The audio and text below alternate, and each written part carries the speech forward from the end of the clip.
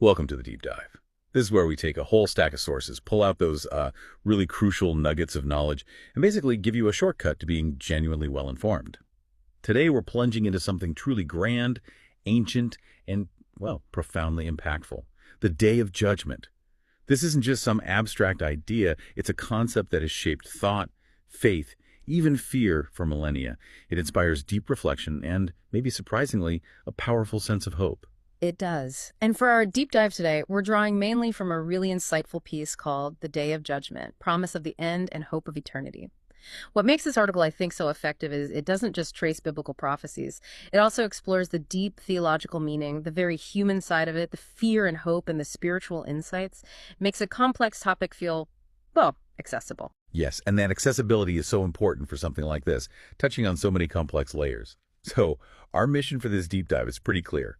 We're going to cut through the info, pull out the most important bits, and answer key questions right from this source, like what exactly is the Last Judgment? When might it happen? And maybe most importantly, what does it really mean for humanity, and especially for you, the listener? So, okay, let's dive in. Our source starts right at the beginning, defining the Last Judgment. What exactly is it, according to this text? Well, the article defines it as God's definitive judgment on all humanity. It's a promise deeply rooted in the scriptures. And what's really crucial to get is that this isn't the individual judgment some might think of, right after someone dies. No, this is described as a universal event. It involves every single human being who has ever lived. The source even quotes 2 Corinthians 5:10, for we must all appear before the judgment seat of Christ. Wow, that scale. It's truly immense. Universal, everyone. So what makes this universal judgment different from those individual one people might think of? Why is that distinction so crucial? Right. It's distinct because it's collective. It's the final reckoning for all of history, not just a personal scorecard at death. The source emphasizes that this universal aspect underlines God's ultimate sovereignty. It's about the complete public vindication of justice for all creation, not just isolated souls.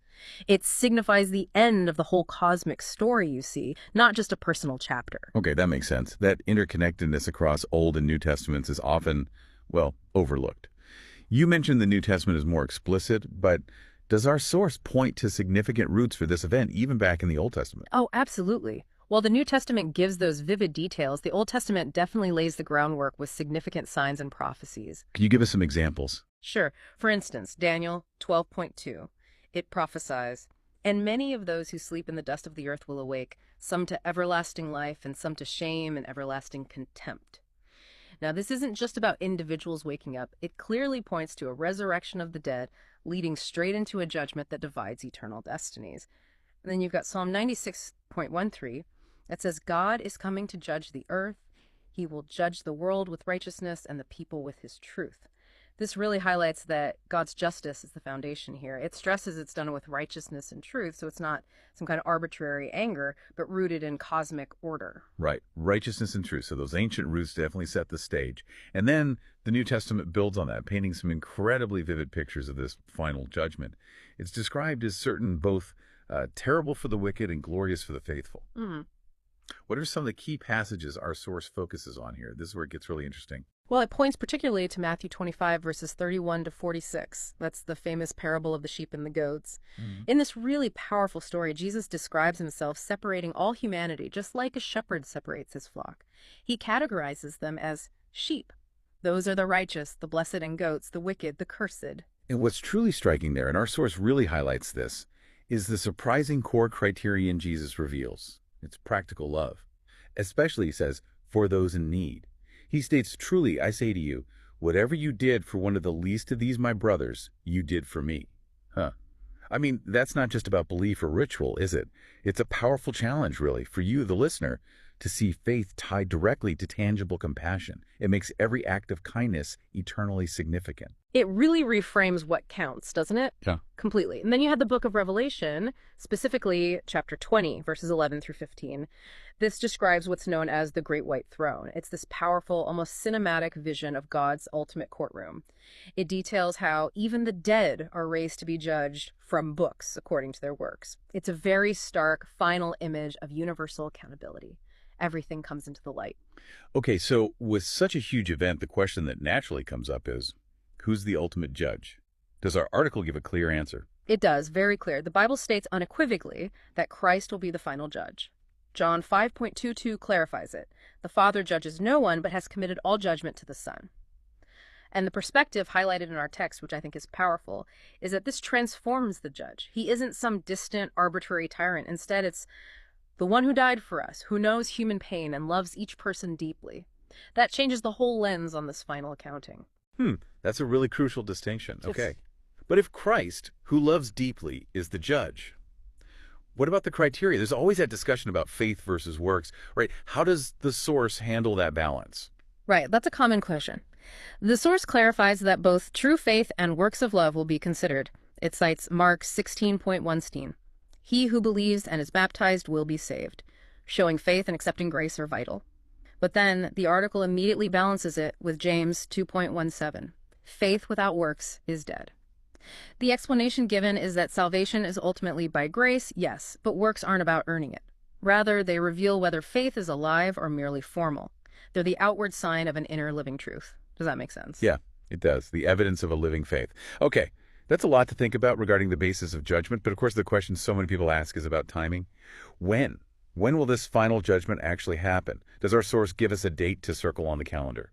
No. It's actually very clear on this point. Jesus himself declared that no one knows the day or the hour, not even the angels. The article quotes Matthew 25.19 directly. Therefore, keep watch, for you know neither the day nor the hour. No day is provided. The source really emphasizes this unknowability as a core part of the teaching. And that uncertainty, it has a pretty profound implication for you, the listener, doesn't it? It means preparation isn't some one-off thing or a last-minute scramble. It becomes this constant, ongoing process, done with, as the source says, vigilance, prayer, and charity in everyday life. Precisely. That's the takeaway. And interestingly, despite the, often frightening aspect associated with judgment, the article strongly highlights that the final judgment is also presented as an act of hope. It even quotes James 2.13, mercy triumphs over judgment. Mercy triumphs. That really shifts the perspective, doesn't it? So, for those who live in God, it's not primarily about condemnation. It's more like a revelation of truth, definitive justice, a time when evil will no longer have power and peace will be eternal. It's the ultimate setting things right. Exactly. It's the final resolution. And the source clearly lays out the two very distinct eternal destinies described. For those who will be saved, it speaks of eternal life, a new earth, and the full presence of God.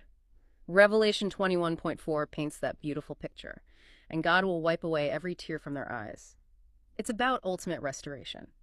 Conversely, for those who reject the truth, it describes eternal condemnation, separation from God, and sadness for not having loved. But the article adds an important clarification. Even hell is understood not as a cruel punishment inflicted from outside, but as the final consequence of misused freedom, a kind of self-chosen separation from God. Okay, that's a heavy but important distinction. So, given all of this, the judgment, the hope, the destinies, what does our source suggest practically? For you, the listener, in your daily life, how does one actually prepare for this ultimate event? What are the steps? Well, the article outlines 4 key preparations pretty straightforwardly. First, seek God sincerely in your life. Make that connection real. Second, practice charity and forgiveness, that practical love we talked about in your daily interactions. Third, live with both hope and humility, understanding your place in the grand scheme, but trusting God's mercy. And finally, fourth, reflect on eternity. Let that bigger picture inform your immediate choices and actions day to day. Seek God, practice charity, live with hope and humility, reflect on eternity. Got it. So as we wrap up this deep dive, it seems really clear that the Last Judgment, at least as presented in this source, isn't meant to be just a threat. More profoundly, it's framed as a promise. The end of all injustice, the final vindication of the innocent, and the establishment of a new world, a new reality. It truly is a powerful vision. The article concludes by pointing to that profound statement in 1 Corinthians 15.28, the vision where God will be all in all. It reinforces that for the Christian, this whole concept isn't fundamentally about an ending to fear, but rather a call to hope, vigilance, and compassion. It marks not just an endpoint, but a new beginning, a reunion with the Creator who desires to save, not to condemn.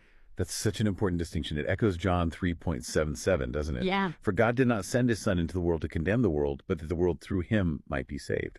So it leaves us with this powerful thought to maybe mull over. If the ultimate judgment is truly about salvation more than condemnation, and if we really don't know the timing, how does that shift the way we live today? How might embracing that truth empower you right now to approach your daily choices, Yeah. knowing that every act of kindness, every pursuit of justice, every moment of genuine compassion could actually be part of preparing for that ultimate unseen future? Something to really think about.